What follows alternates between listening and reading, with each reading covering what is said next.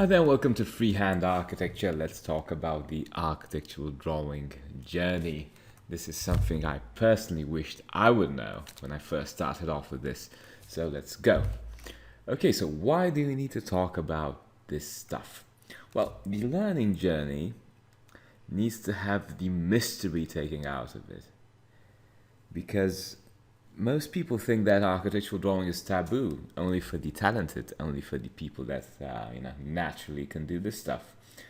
Well, I'm here to say that you absolutely don't need to be talented. If you want to learn architectural drawing, yes, you can do it. You can learn everything you need in a very optimized, systematic way that gets you win after win with drawing, and then in any architecture school you want to get. Right, so why master architectural drawing? Well, architectural drawing is education that's pre-university. Okay, so it's something that you learn before you go to university. And it's the most important thing you could learn before you go to any architecture school out there. Basically, you can learn physics, maths, whatever, art history, not as important. If you don't learn architectural drawing, you've got the problem of visual illiteracy. So you might see a lot of architects, they finished architecture school, but they don't know how to draw.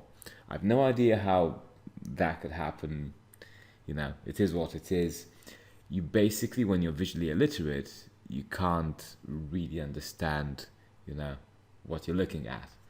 And furthermore, this affects your design work, because if you can't draw it, then you can't design it. I personally like what Brancusi said, that you need to draw something until you really see it.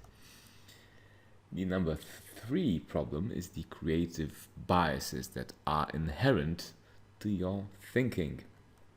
So your mind is either too logical or too creative. So it's either too structured or too chaotic. Well, learning architectural drawing is going to balance everything out and get you the skill set that can be basically anything and everything that you need it to be. If not, you will get stuck in these biases. So you've probably seen people that are too logical and their work is boring, repetitive, too systematic, too stuck into something, right? Or they're too artistic and crazy, too out there. Right. So what do you need to learn with architectural drawing? Well, 3 things: freehand drawing, technical, and design. So these are the 3 things. Freehand drawing is about the creative part, technical is the problem-solving logical part, and design, specifically the type of design that you get from learning the first 2. That type of design is just where you get to apply everything that you've learned. Right, so freehand drawing. This will get you creative. You just draw a lot of sketches, compositions, constructed perspectives, stuff that you basically draw, right? There's a lot of elements that are specific to architecture history, to compositions, just a lot of stuff. So you see here some compositions on the left, a cylinder house on the right, so all sorts of weird stuff, which are very interesting. The pros of this is that it really helps you develop your perception of architecture, of drawing, and you eventually build up your own unique drawing style and your unique vision. So it's the most important thing, the most creative thing when done right, and it's very good for your career. The cons is obviously you've got a lot of subtleties. Sometimes it doesn't make sense, and if you don't have enough practice, you'll just not be able to see these subtleties, and it does have a bit of a learning curve to it. So again, a couple more examples, just simple drawings, they don't even have a lot of hatching to them. They look good just with the line drawing. Okay, so technical drawing.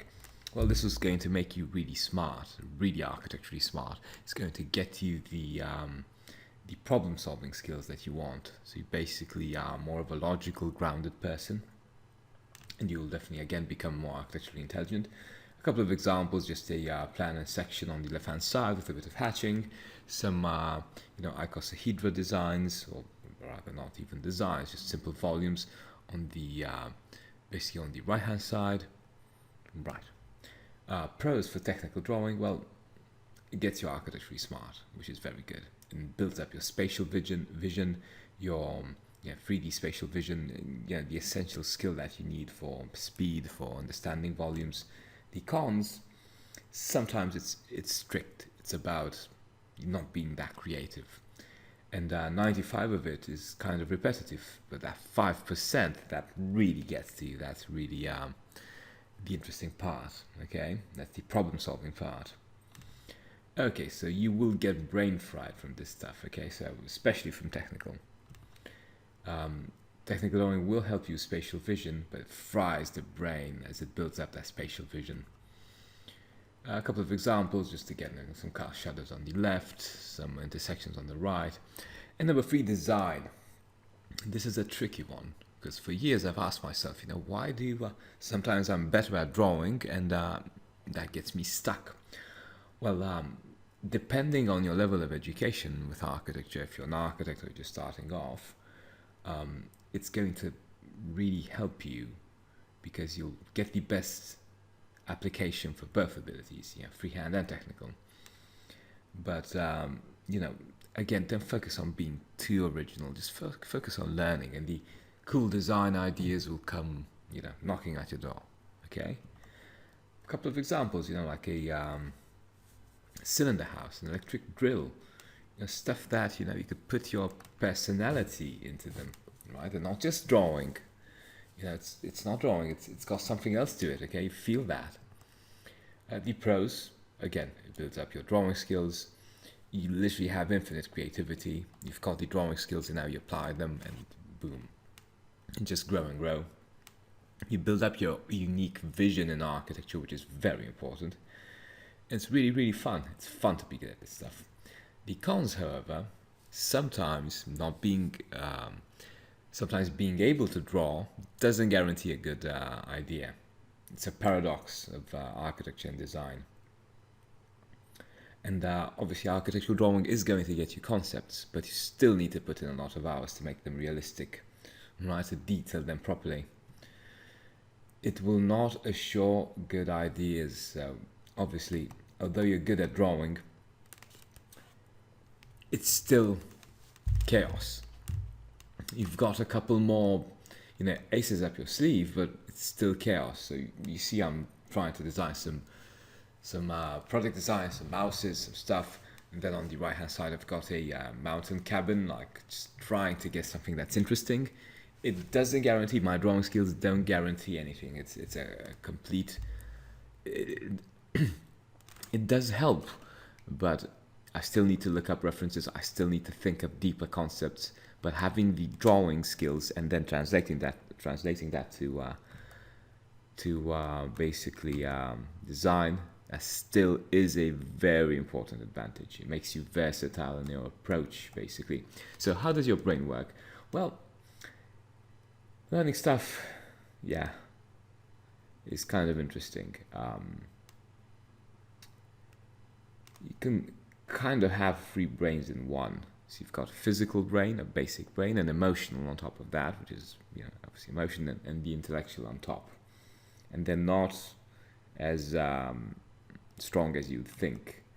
Okay, the physical basically gets you skills. You take action, you apply stuff. Okay, and these skills are good. They can't be fake. They are very good. Emotional. This is the inspiration that you get for your work, right? So basically, with this inspiration, you are basically motivated to take action, and you add that emotion to all your work, right? So it's not robotic. Then the intellect, the stuff that pushes you forward. You can can draw an abstract conceptual drawing, so something that doesn't exist, but exists only in your mind. Okay, so all these things are very important to understand how these 3 brains work together. Okay, so knowing all this stuff really helps with your mastery journey, your learning journey of architectural drawing. So let's look at the 8 areas of study for architectural drawing mastery. So first, houses and buildings. Basically just drawing and designing houses and buildings. Focusing more on design here. Obviously, there's a lot to share here. You will get the fundamentals of contemporary architecture, architectural visual language. You need to basically practice this stuff, and slowly but surely you will understand it and start feeling it.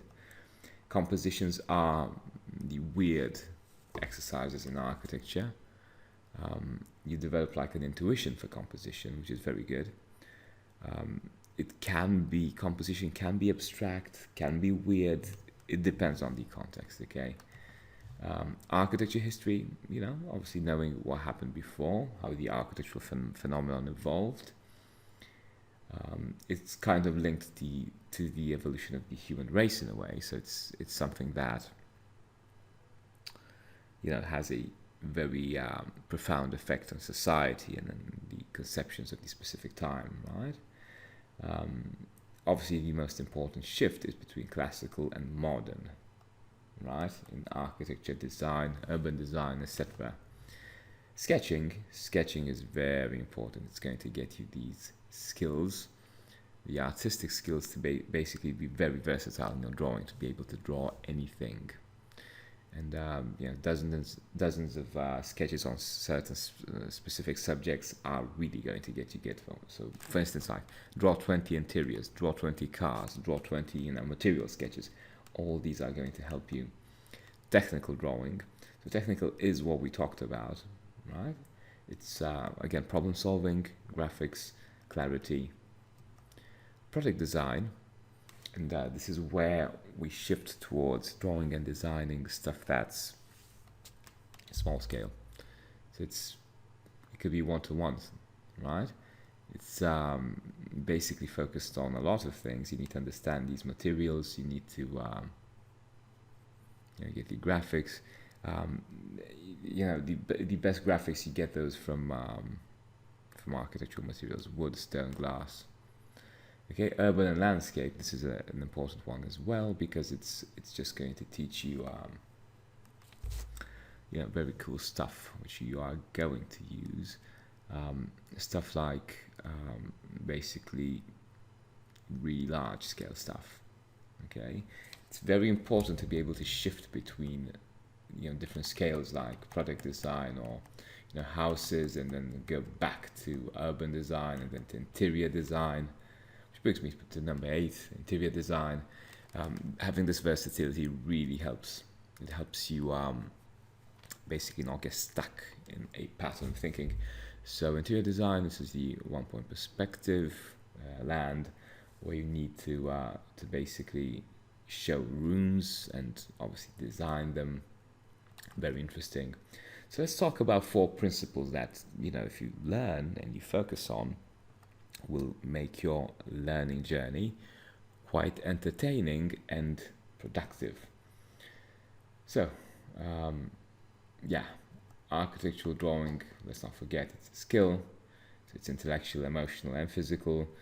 You can never 100% organize it. It will always have something that comes up. It's just how things are. So, principle number 1, 80% line drawing. So, all drawings are mostly line drawings, okay? Hatching just comes on top of the line drawing. It's not as relevant. Obviously, you can draw the line drawing by freehand or constructed, but regardless of all of that, you need to focus on the line drawing. And we've got 3 types of lines: construction, contour, and thick lines. Principle number 2, go all the way. Right, so on the left-hand side, you have a list of a couple of assignments. Okay, you need to go all the way with each of these assignments to have something that you can hand in, right? It's not about you starting one idea and continuing to another, etc. It's about you basically taking one idea and taking it to 100%, and then moving to the next and the next. Okay, sometimes just knowing 3 things 100% is a lot better than just a lot of chaos.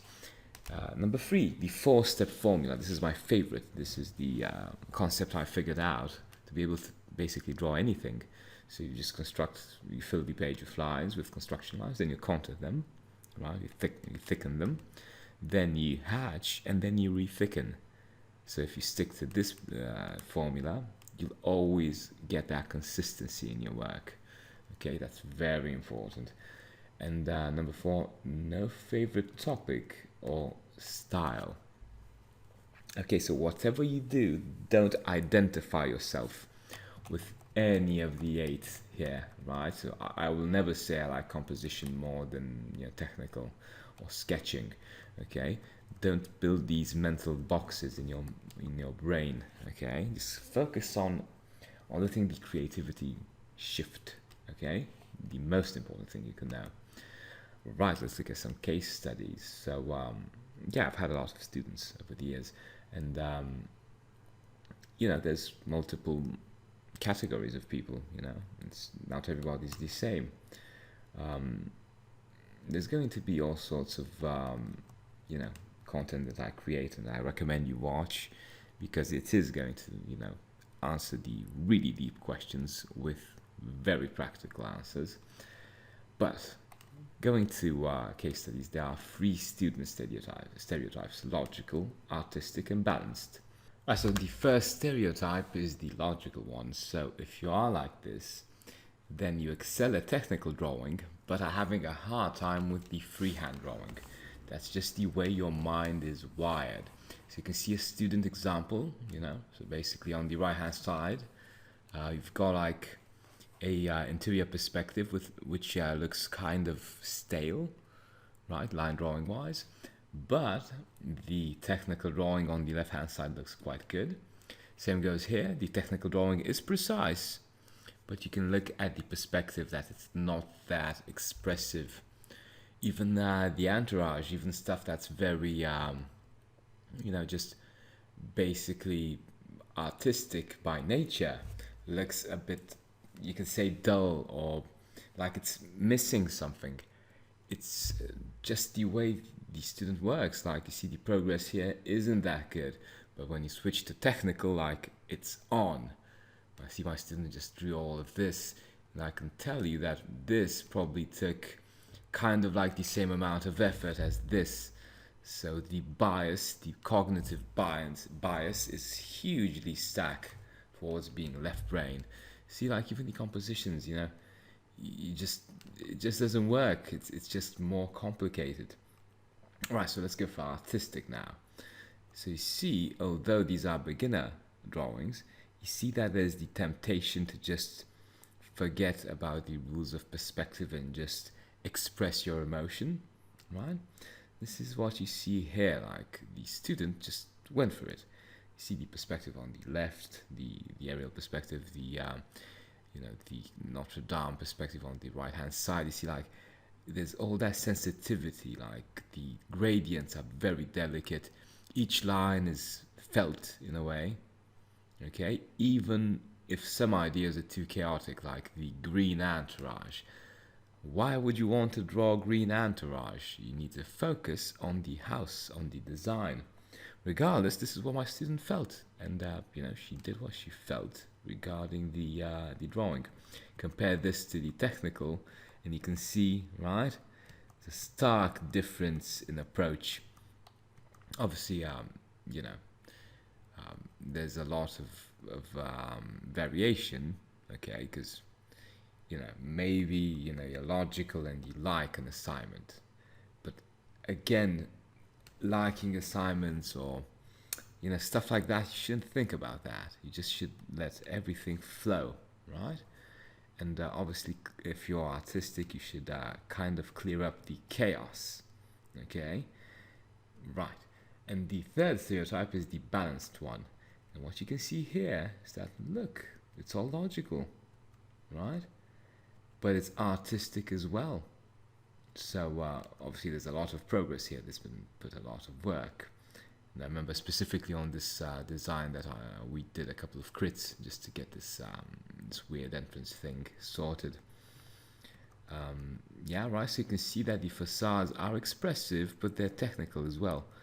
Compare that to here, where you see the line drawing is chaotic. Okay, so it's not that the author isn't that comfortable, coloring within the lines, so to speak. And here, the author isn't comfortable in coloring at all, right? So they just threw in stuff. Okay, they just got stuck in stuff. Okay, because you can't get stuck in drawing just the way you do. You don't want to get out of your comfort zone. And here, best of both worlds. Well, obviously, when you've got this, when you're balanced, you can be good at both from the start. The problem is, though,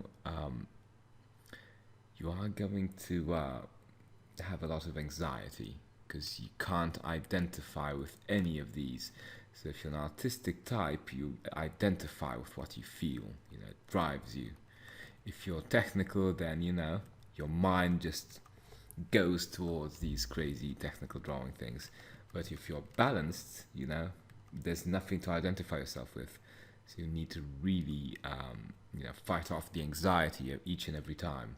Right, so hopefully by now, the whole mystery of the architectural drawing journey is a bit clearer.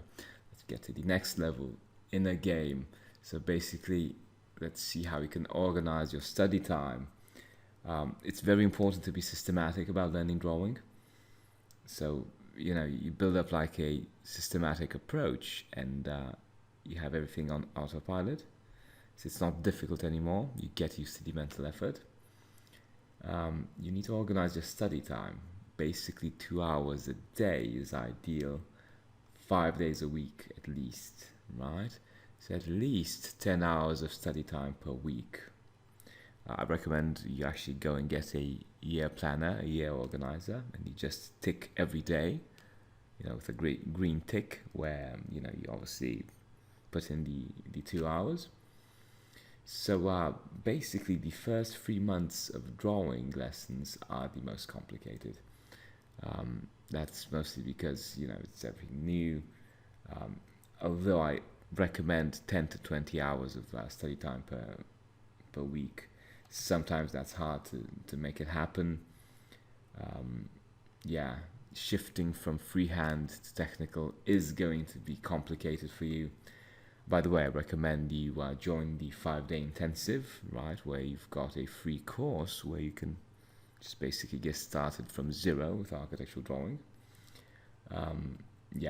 Let's get to the recap a bit later. Right. So again, study time, systematic. What you see here on the right-hand side isn't basically. If you just look at it at face value, it's very impressive and quite impossible to create after a couple of months of lessons. But no, it's not like that. You can really, really grow if you build up that momentum of studying, right? And then you start putting your personality out there, and everything clicks, right? Even with freehand, technical, mixing them in design. Okay, so right, let's have a look at a short recap. So the 3 reasons you need to master architectural drawing. Again, it's free university education, so you need to learn it before you go to architecture university. You need to counter the visual illiteracy that you get in most cases right now around the world. Obviously you need for most architects. And you need to recover from these, really harsh creative biases, which will complicate things for you in the long run. So your brain works in physical, emotional, and intellectual. So be sure to think about these things, okay? Some of the sticking points you have are in one of these categories. You usually have a weaker brain, right? Most of my students, they just get stuck in the physical brain. So basically, they have all these intellectual and emotional things going on, but they can't take action and make them happen, right? We've got 3 areas of study that we constantly need to juggle. Freehand drawing, technical drawing, and then we apply everything in design. There's the 4 principles of architectural drawing, which I hope you've taken notes of because they're very, very important. And just contemplate on them because they are going to help you. 80% of drawing is line drawing, okay? Don't forget that. Don't try to hide stuff with hatching. You need to go all the way with each of these assignments.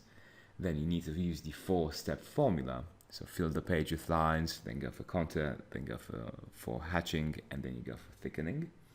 And then you don't have a favorite topic or style. You just let the creativity flow. Again, the most important topics of study, houses and buildings, compositions, architecture history, sketching, technical drawing, product, urban and interior design. We've got the 3 stereotypes, which I'm sure you fall into one of these 3 categories. Logical, so good at technical and problem solving, but bad at graphics. Artistic, good at graphics, but really bad at basically problem solving and being systematic. And balanced, kind of good at both, but full of anxiety because they can't root themselves into anything, right? Any part of the process of architectural drawing. So how to make it happen for yourself? Well, I think you need to study architectural drawing for at least a year. You need to stick to the study curriculum. And if you're just starting off, if you want to become an architect and learn this stuff, or if you're an architect and you want to get the results you never had with architectural drawing, boom, the 5-day intensive. Okay, that's the one. So, thank you very much for your time.